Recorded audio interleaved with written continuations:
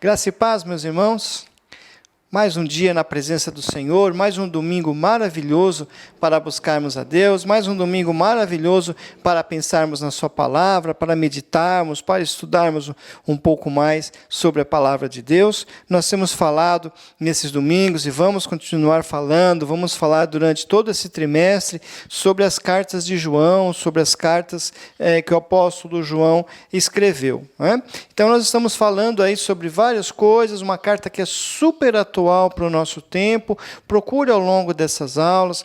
Eu sei que às vezes a gente não consegue fazer o debate por causa da transmissão, mas procure olhar não apenas no sentido de ter um conhecimento sobre a igreja do primeiro século, mas fazendo sempre uma relação com o nosso tempo, com o que nós estamos vivendo hoje, com o que nós estamos passando hoje, o que tem sido ensinado hoje nas igrejas. Faça uma leitura desse tempo, comparando com aquilo que foi escrito por João lá no final do primeiro século. E a nossa intenção realmente é essa, ao longo dessas aulas, fazermos um paralelo com o que nós vimos lá no passado e o que nós estamos vivendo hoje em dia. É assim que nós devemos ler a palavra de Deus, é assim que nós devemos estudar a palavra de Deus, conhecendo o passado e olhando para o nosso tempo e buscando as respostas para esse tempo, não é? Então, antes de nós começarmos, nós vamos orar, vamos pedir ao Senhor que nos dê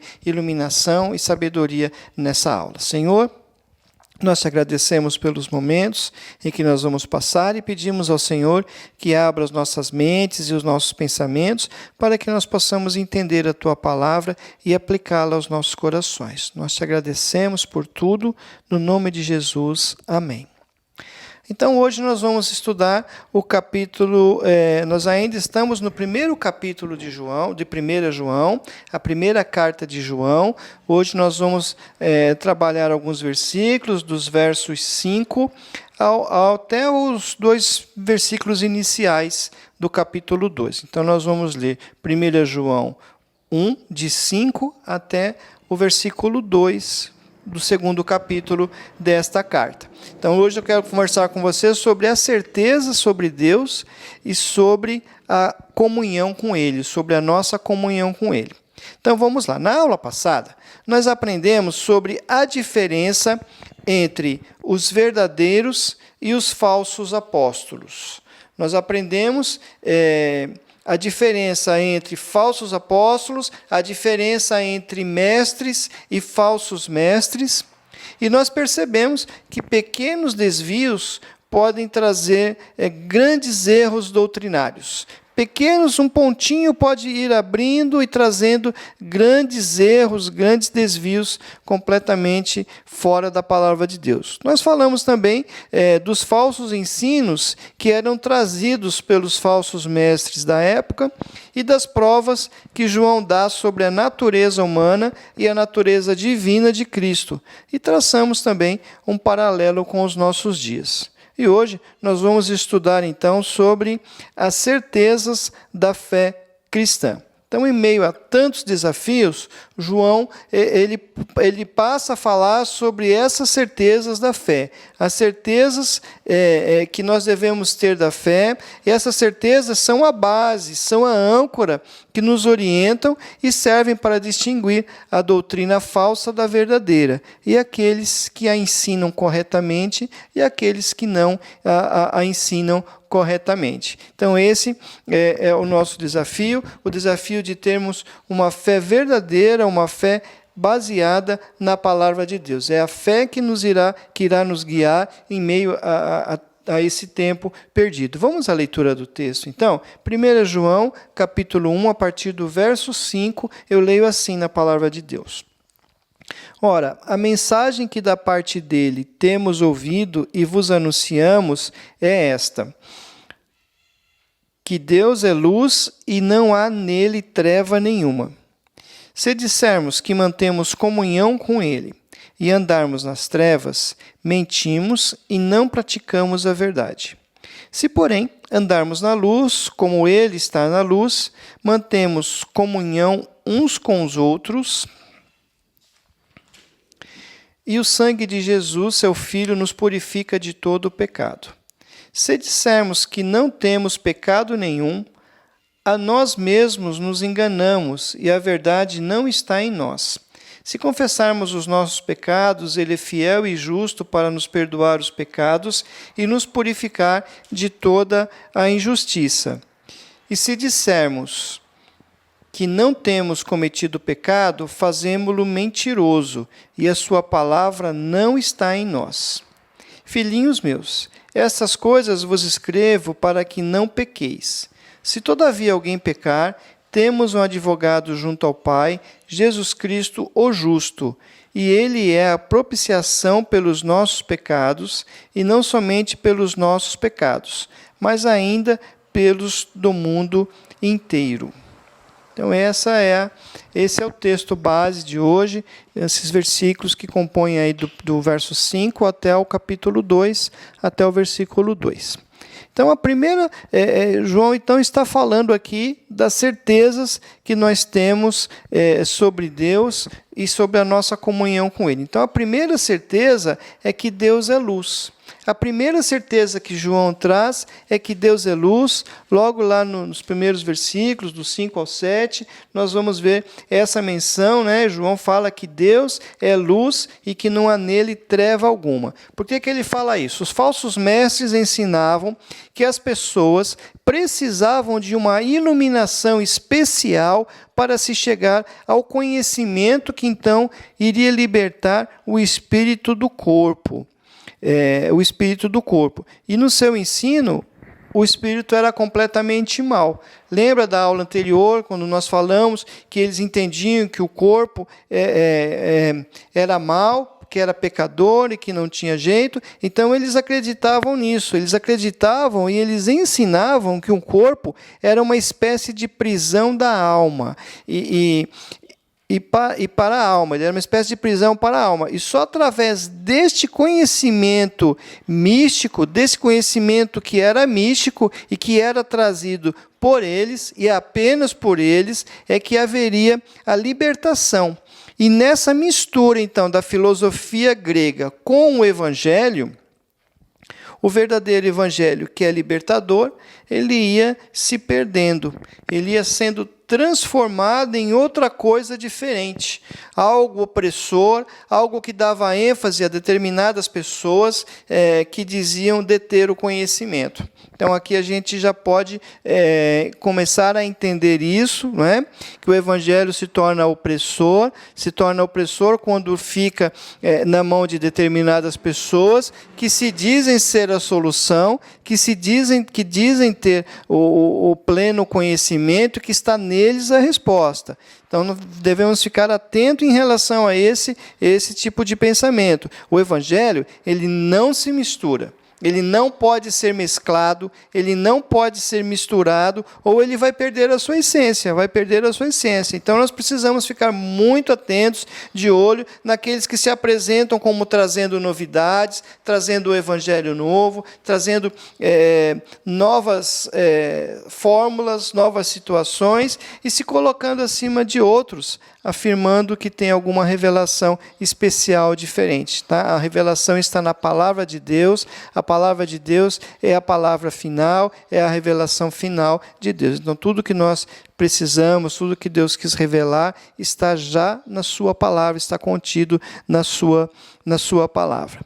E por isso, João declara que Deus é luz. Ele declara que Deus é luz, e ele declara, então, por esse motivo, que Deus é uma luz, e essa mensagem que os apóstolos verdadeiros ouviram de Jesus. Essa foi a mensagem que eles ouviram. O Filho de Deus disse ser ele a luz do mundo, e ele a luz dos homens. Né? João 8,12, Jesus diz, eu sou a luz do mundo. E João 1,4 mostra Jesus como a luz dos homens. Luz e trevas.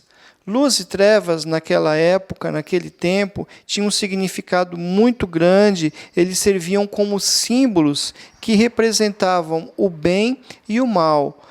Representavam, de certa forma, até uma luta de bem e mal, como se entendia naquela época. E dessa forma, dizer que Deus é luz é dizer que Ele é perfeito em todas as suas virtudes. santidade, amor, justiça, verdade, e dizer que nele não há nenhuma variação no caráter, nem falsificação da verdade. Em Deus não há nenhuma escuridão. Em Deus não há nenhum tipo de escuridão, nenhum tipo de trevas. Luz e trevas são completamente opostas, elas são contrárias. E assim nós podemos confiar inteiramente nele. Nós podemos confiar inteiramente em Deus, porque nele não há falsificação da verdade, porque nele estão as virtudes perfeitas. Então Deus é quem nós podemos confiar. Então é isso que João está dizendo. Não confie nos falsos mestres, não confie nas coisas que eles dizem, confie em Deus, confie apenas em Deus. E aí João passa então a falar sobre a segunda certeza da fé, que é a comunhão que nós temos com Deus. Então, ele vai dizer lá, dos versos 6 ao 10, ele vai discorrer sobre isso, né? Se dissermos que mantemos comunhão com Ele e andamos em trevas, mentimos e não praticamos a verdade. Se, porém, andamos na luz, como Ele está na luz, mantemos comunhão uns com os outros. Então, essa segunda certeza é a certeza de que nós temos a comunhão com Deus. O falso evangelho que era pregado por esses falsos mestres, ele era um evangelho baseado na busca pelo conhecimento. Era um evangelho que ele se baseava nessa busca pelo conhecimento, e a base dele era a vaidade humana, e era na busca das verdades de Deus. Era uma busca das verdades de Deus baseado na vaidade humana, porque as pessoas buscavam essas verdades de Deus olhando para dentro de si. Eles não olhavam para Deus, para Jesus em busca dessas verdades. Eles não buscavam essas verdades na palavra de Deus, mas buscavam essa verdade segundo o seu entendimento, segundo as percepções que tinham dentro de si. Então, o evangelho se tornava algo místico, e esse falso conhecimento afastava as pessoas da palavra de Deus, afastava as pessoas do verdadeiro evangelho de Cristo, e esse sim é a manifestação de Deus. Então, nós também devemos tomar um cuidado muito grande com as questões do nosso tempo, onde as pessoas querem hoje, buscam soluções rápidas, soluções práticas, buscam conhecimento já trazido, já pronto, e não buscam a palavra de Deus. Muitas vezes a Bíblia fica lá escondida, fica lá colocada, guardada num local, e fica lá esquecida.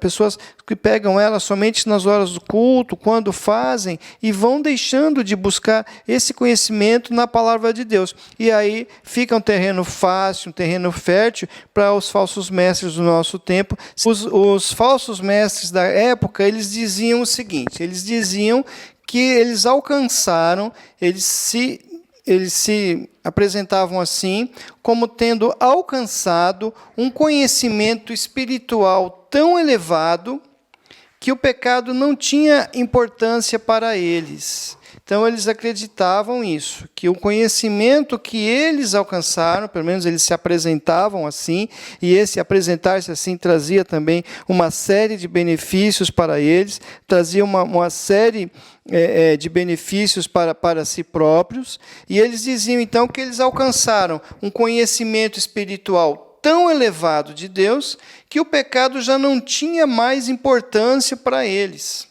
Que o pecado já não fazia mais efeito para eles. Eles diziam isso também baseados de que o corpo era mau, o corpo ia pecar mesmo, e que a alma é o que importava. Então, eles tinham um conhecimento tão elevado que o pecado já não importava, não tinha mais importância para eles, e mesmo que pecassem, não havia problema.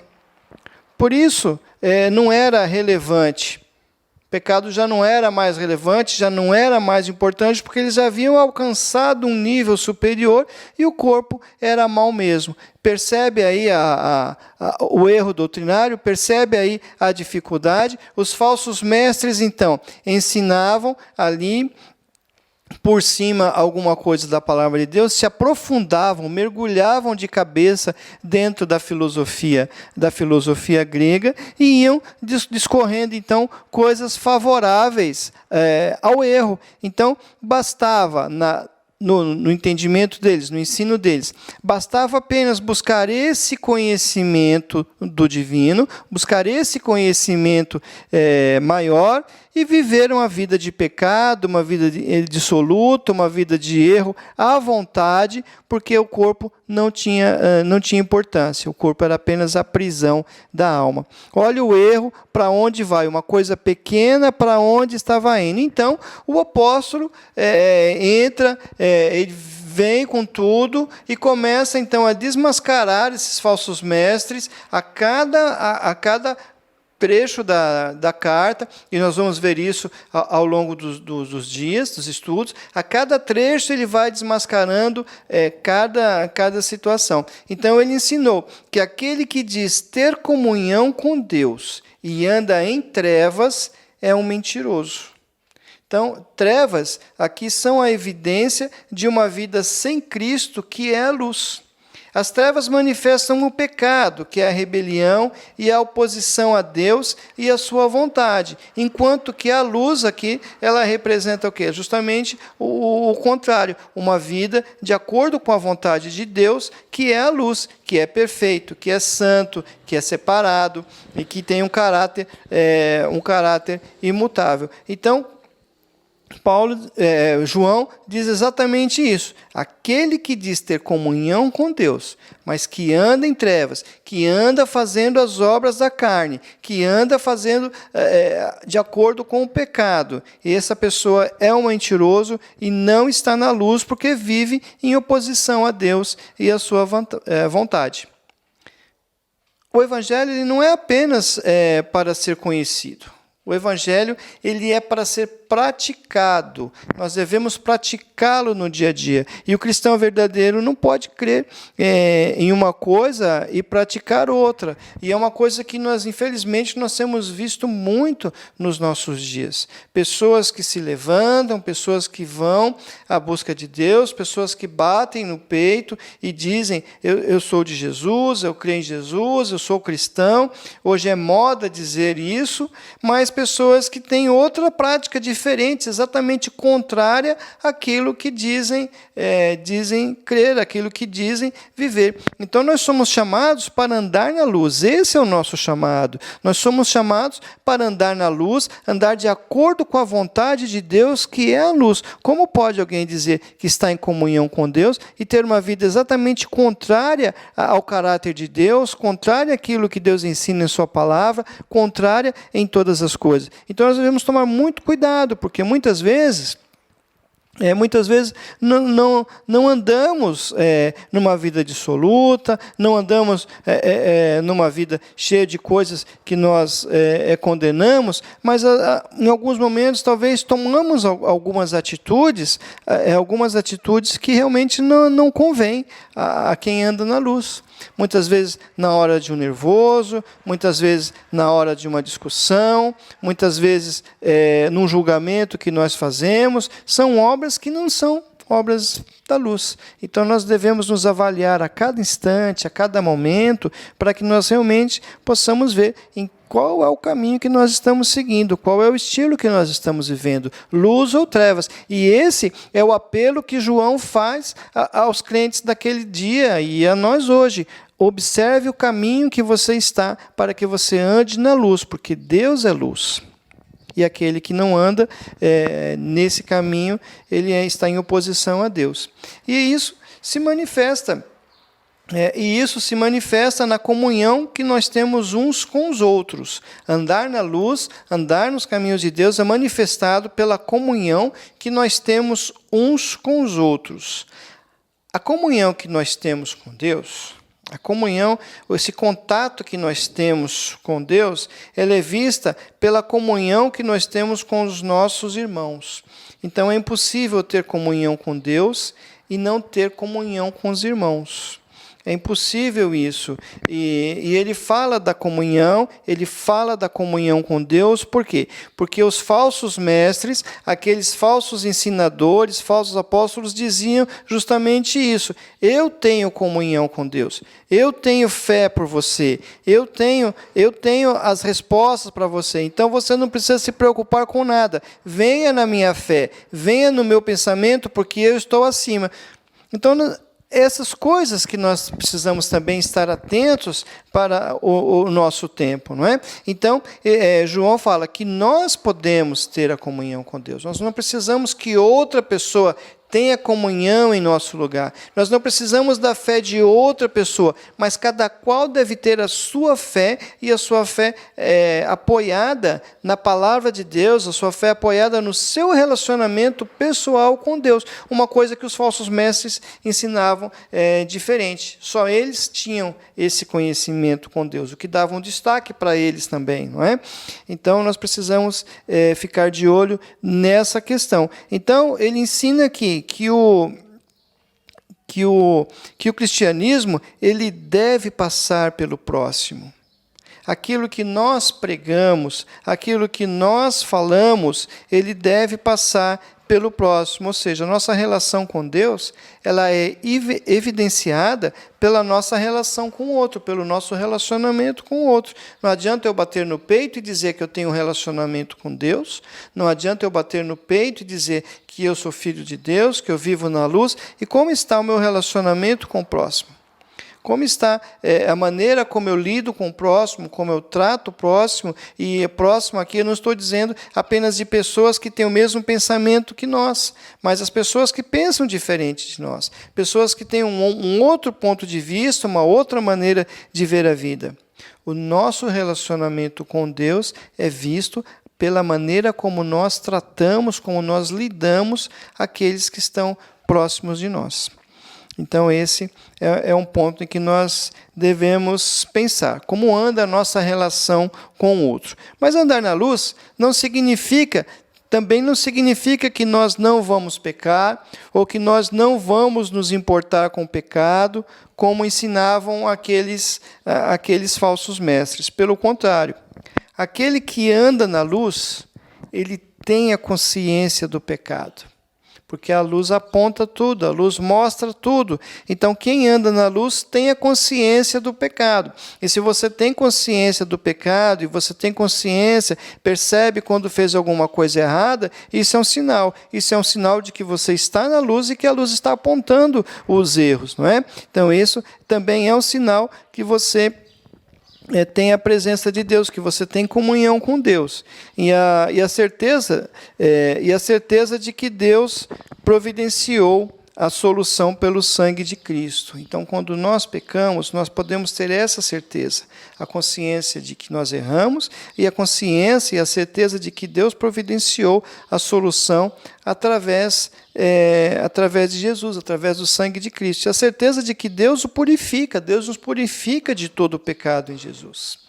Deus nos purifica de todo o pecado, então nós não estamos perdidos, nós não estamos desesperados, mas simplesmente temos a certeza de que o Senhor nos purifica de todo o pecado em Jesus, e para manter-se em comunhão consigo próprio. Então Deus nos perdoa, Deus nos purifica desse pecado, para que nós continuemos a ter comunhão com Ele. Então, o teste para provar se somos filhos de Deus e se nós somos realmente salvos por Jesus é nós termos comunhão uns com os outros, nos afastarmos do pecado e termos a certeza de que o sangue de Jesus nos purifica de todo o pecado. O sangue de Jesus nos purifica de todo o pecado. Basta apenas nós confessarmos esse pecado e pedirmos perdão ao Senhor. E esse era um outro erro dos falsos mestres. O erro, afirmar que eram sem pecado. Afirmar que não tinham pecado. afirmar que eram superiores por causa disso. E quem faz isso, quem pensa que não tem pecado, que está acima do pecado, que não está livre disso, se engana a si mesmo. O texto diz que faz isso, se engana a si mesmo e ainda acusa Deus de mentiroso. É o que diz o verso 8 e o verso 10, que eu vou ler para vocês. Se dissermos que não temos pecado nenhum, a nós mesmos nos enganamos e a verdade não está em nós. E o verso 10, se dissermos que não temos cometido pecado, fazemo-lo mentiroso, e a sua palavra não está em nós. Então, quando nós dizemos, ou se alguém disser que não tem pecado, está chamando Deus de mentiroso, porque Deus diz que todos nós somos pecadores, não é? Então, esse era o erro dos falsos mestres. Mas nós temos a certeza desse perdão mediante a confissão dos pecados a Deus, que é fiel e justo para nos perdoar. Está lá o versículo 9. Se confessarmos os nossos pecados, Ele é fiel e justo para nos perdoar os pecados e nos purificar de toda injustiça. Que maravilha! Há perdão, que maravilha! Há salvação, há transformação e há uma mudança completa. Às vezes algumas pessoas, eu trato com pessoas e eu ouço sempre isso, e as pessoas às vezes cometem deslizes, cometem erros, as pessoas tropeçam, as pessoas às vezes pecam, nós pecamos, somos sujeitos a isso, e muitas vezes muitas pessoas se sentem abaladas, se sentem derrotadas e se sentem sem forças de fazer o caminho de volta, sentem que não terão mais o perdão, quando na verdade nós temos aí alguém que é justo para nos perdoar de todo o pecado e nos purificar de toda injustiça. Basta apenas pedir perdão, com coração sincero, com coração contrito, e Ele há de nos perdoar, e vamos seguir em frente, porque Deus é fiel e justo para nos perdoar. Perdoar é cancelar uma dívida e restaurar o devedor. Perdoar é isso, é cancelar uma dívida e restaurar o pecador. O pecado é o débito que é dado como quitado por Deus. Então, esse pecado ele é quitado por Deus. Purificar é tirar a mancha do pecado, é limpar, é tirar essa mancha do pecado, colocando em comunhão com Deus através do sangue de Jesus, nos colocando em comunhão com Deus novamente. Então, assim, nós temos a certeza de que temos um advogado que intercede por nós, e quando João escreveu isso, lá no capítulo 2, verso 1 e 2, não foi para apoiar uma vida de pecado.